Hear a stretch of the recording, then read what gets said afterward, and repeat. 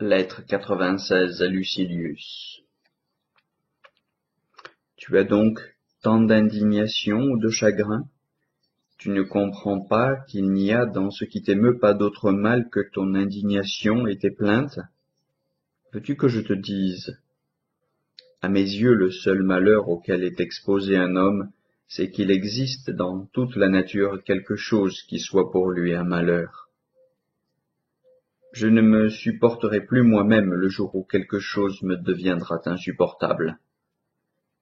J'ai mauvaise santé, c'est une des suites de mon destin. Ma domesticité est au lit, j'ai à me plaindre des usuriers.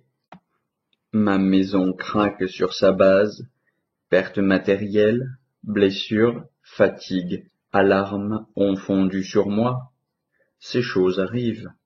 Disons mieux, elles devaient nécessairement arriver. Décision du ciel, non du hasard.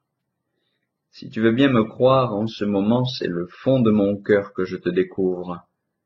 Dans tout ce qu'on appelle disgrâce et cruauté du sort, voici la règle que je me suis faite.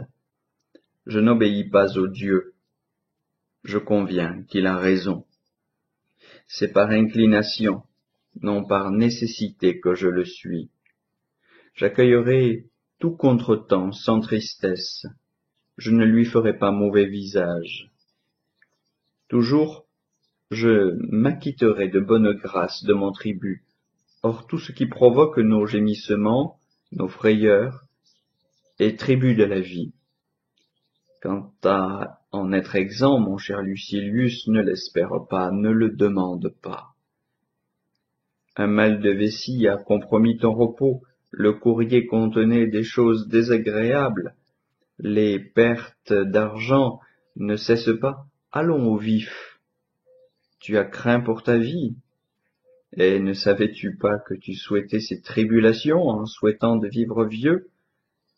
Tout cela se rencontre au cours d'une longue vie, comme la poussière, la boue, la pluie dans un long voyage.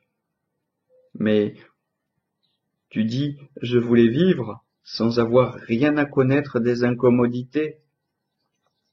Parole si efféminée ne sied pas à un homme. Prends comme tu voudras ce vœu que je fais pour toi, et qui est fait avec bonté, mais aussi avec hauteur de vue.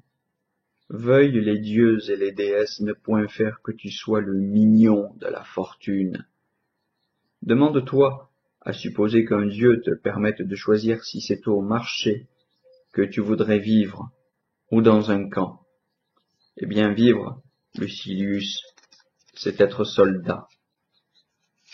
Ainsi, les hommes qui dans le branle-bas de l'action et à travers les corvées d'escarpement en escarpement montent ou dévalent et vont d'eux-mêmes aux plus périlleuses entreprises sont les braves et l'élite du camp. Et ceux à qui un repos nauséabond et si douillette occupation dans le temps que les autres peinent ne sont que craintifs, oisillons, qui paient leur sécurité de leur onde.